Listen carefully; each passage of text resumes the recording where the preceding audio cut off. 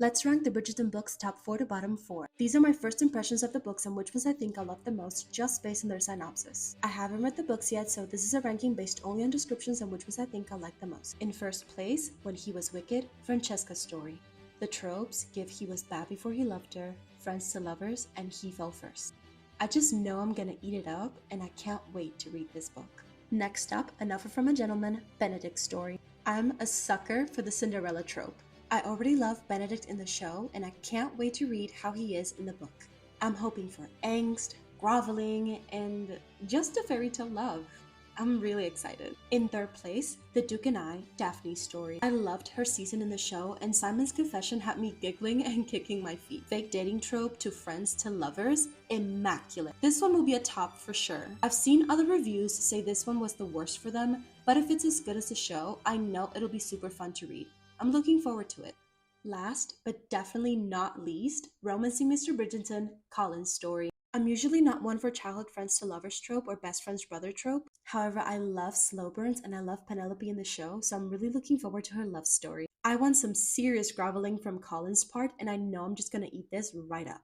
So, these are my top 4 of which books I think I'll love the most. This is just my initial impression, and I'll have to see if my opinions change after I read all of the books. I will be making updates for each book as I read them, leading up to the release of Season 3 for the show. Next up, my bottom 4. Go to part 2.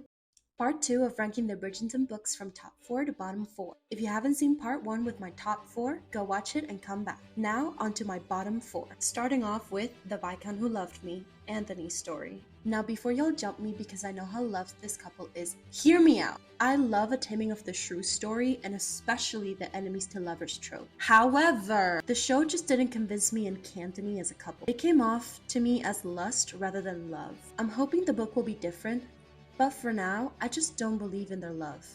It's giving infatuation. Sorry. In second place, To Sir Philip with Love, Eloise's story.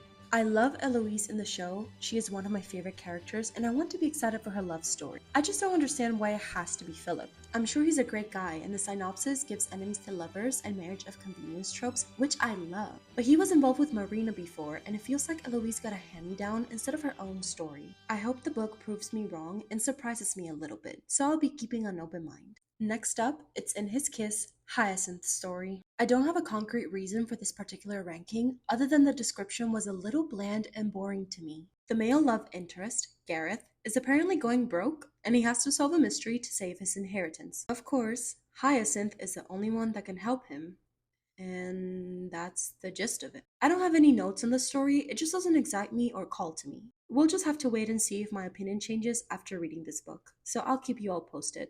Last and definitely least, On the Way to the Wedding, Gregory's story. Listen, the description for this book just reeks of messiness. Now, I like a little drama here and there, but I hate love triangles with a passion. This book doesn't just have a love triangle. Girl, it's a whole pentagram. Not 1, not 2, but 5 people involved? No, thank you. I'm just hoping it'll be better than it sounds. So these were my bottom 4 of which books I think I won't like out of the entire series.